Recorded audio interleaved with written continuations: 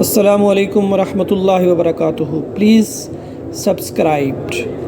یہودی محققین نے انکشاف کرتے ہوئے دنیا بھر کو آگاہ کیا ہے کہ یاجوج ماجوج اسرائیل کے ایک علاقے سے نکلیں گے، جس کے بعد اسرائیلی قوم اس کی تیاریاں کرنے لگی۔ کیا واقعی اسرائیل نے یاجوج ماجوج کی دیوار ڈھونڈ لی ہے؟ اس ویڈیو میں ہم آپ کو یاجوج ماجوج کے خروج کے حوالے سے انتہائی اہم معلومات فراہم کرنے جا رہے ہیں، لہٰذا ویڈیو شروع سے لے کر آخر تک ضرور دیکھیے گا، اور اگر آپ چینل پر نئے ہیں تو اسے سبسکرائب بھی کر لیجئے۔ سب سے پہلے ہم آپ کو بتاتے ہیں کہ یاجوج ماجوج دراصل کون ہیں اور ان کا ذکر قرآن پاک اور احادیث مبارکہ میں کس طرح سے آیا ہے۔ یاجوج ماجوج کا ذکر الہامی کتابوں میں اس طرح سے آتا ہے کہ یہ خون خوار اور آدم خور مخلوق تھی، جس کو حضرت ذوالقرنین علیہ السلام نے ایک آہنی دیوار تعمیر کر کے تمام انسانی آبادیوں سے دوسری جانب قید کر دیا تھا، اور یہ اب تک اس میں قید ہیں۔ قرآن مجید کی سورۃ کہف میں اس کا ذکر موجود ہے۔ ارشاد ربانی ہے، یہاں تک کہ جب دو پہاڑوں کے درمیان پہنچے تو انہیں ان پہاڑوں سے پہلے کچھ لوگ ملے جن کے بارے میں ایسے لگتا تھا وہ کوئی بات نہیں سمجھتے۔ اس قرآنی آیت کے حوالے سے مفسرین اور محققین نے لکھا ہے، جب حضرت ذوالقرنین علیہ السلام سفر کرتے ہوئے وہاں جا پہنچے جو آرمینیا اور آذربائیجان کے نزدیک واقع ہیں، تو وہاں دو پہاڑوں کے بیچ سے ایک ایسی قوم نکلا کرتی تھی جو کھیت کھلیان کو تباہ کر دیتی تھی، وہاں رہنے والے ترکوں کو بے دردی سے قتل کر دیتی، ان میں سے زندہ بچ جانے والوں کو اپنا غلام بنا لیتی تھی۔ وہاں کے باشندوں نے اس عذاب سے بچنے کے لیے حضرت ذوالقرنین علیہ السلام سے درخواست کی وہ کسی طرح سے ان کی جان اس درندہ صفت مخلوق سے بچائیں۔ تب بہت ہی غور و فکر کے بعد یہ طے کیا گیا، اس خونخوار مخلوق اور انسانی آبادی کے درمیان رکاوٹ کھڑی کر دی جائے جسے وہ کسی بھی صورت میں عبور نہ کر سکے۔ یہ وحشی لوگ یاجوج ماجوج تھے۔ قرآن پاک میں اس کا ذکر کچھ یوں بھی آتا ہے، انہوں نے کہا، اے ذوالقرنین، یاجوج ماجوج اس زمین میں فساد پھیلانے والے لوگ ہیں، تو کیا ہم آپ کو کچھ مال کی پیشکش کرتے ہیں اس کے بدلے میں آپ ہمارے اور ان کے درمیان کوئی دیوار بنا دیں؟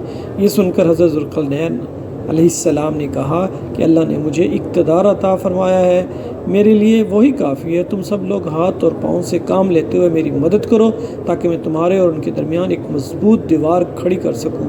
پھر حضرت ذوالقرنین علیہ السلام نے لوہے کے بڑے بڑے ٹکڑوں دونوں پہاڑوں کے درمیان کھڑے کر دیے اور لوگوں سے کہا کہ ان کو دہکاؤ۔ جب وہ انگارے کی طرح سرخ ہو گئے تو اس پر پگھلا ہوا تانبا ڈالا تاکہ لوہے کے ٹکڑے مضبوطی کے ساتھ ایک دوسرے سے جڑ جائیں۔ یہ دیوار اتنی مضبوط بن گئی کہ یاجوج ماجوج نہ تو اسے پھلانگ سکتے تھے اور نہ اس میں سے کوئی سوراخ کر سکتے تھے۔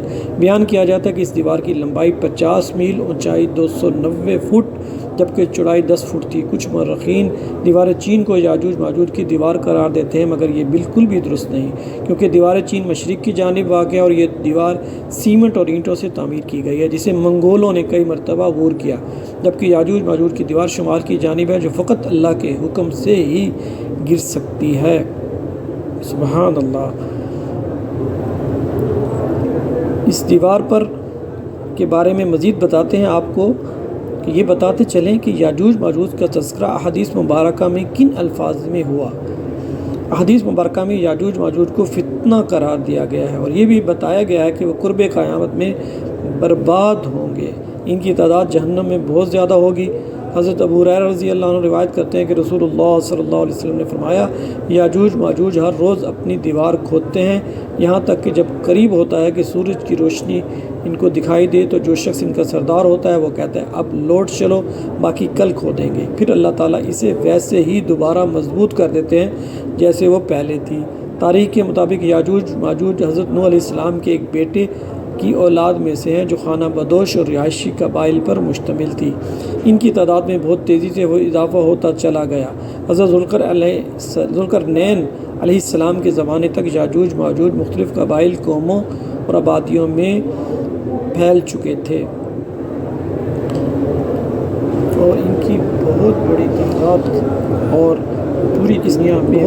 تعداد میں دنیا میں موجود تھے اور فساد پھیلا رہے تھے۔ انہوں نے ہر جگہ خوب تو پھر حضرت ذوالقرنین علیہ السلام کے ہاتھوں قید ہوں گے اور قرب قیامت کو دیوار گرانے میں کامیاب ہو جائیں گے، کیونکہ وہ بے دہانی میں انشاءاللہ بولیں گے اور انہی الفاظ کی برکت سے وہ دیوار گر جائے گی۔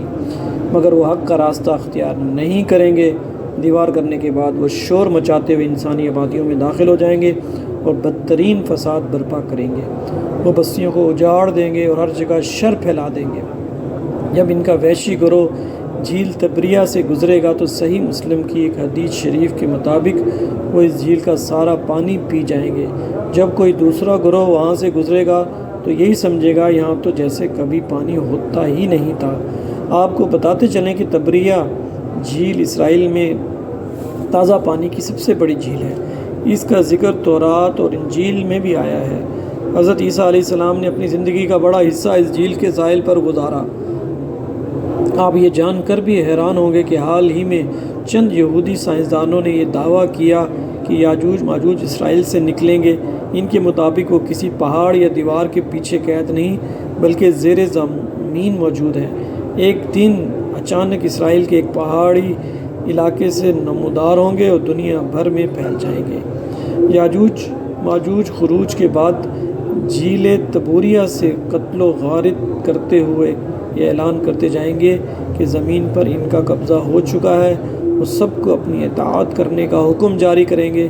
وہ بدبخت یہ اعلان بھی کریں گے کہ زمین پر حکومت قائم کرنے کے بعد اب وہ آسمانوں پر اپنی حکومت قائم کریں گے۔ وہ یہ کہہ کر آسمان کی طرف ایک تیر پھینکیں گے جو خون آلود ہو کر واپس آئے گا۔ اس وقت حضرت عیسیٰ علیہ السلام کا نزول ہو چکا ہوگا۔ وہ تمام مسلمانوں کو لے کر کوہ طور کی طرف محفوظ مقام پر چلے جائیں گے۔ وہاں پہنچ کر حضرت عیسیٰ علیہ السلام اور تمام مسلمان مل کر اللہ سے دعا کریں گے کہ اے اللہ ان ظالموں کی گردنوں میں ایسا کیڑا پیدا فرما جو ان کی ہلاکت اور بربادی کا باعث بن جائے۔ اللہ جل شانہ یہ دعا قبول فرما لیں گے اور یاجوج ماجوج کی گردنوں میں ایسا کیڑا پیدا ہو جائے گا جو ان سب کو ہلاک کر ڈالے گا۔ پوری زمین ان کی لاشوں سے بھر جائے گی۔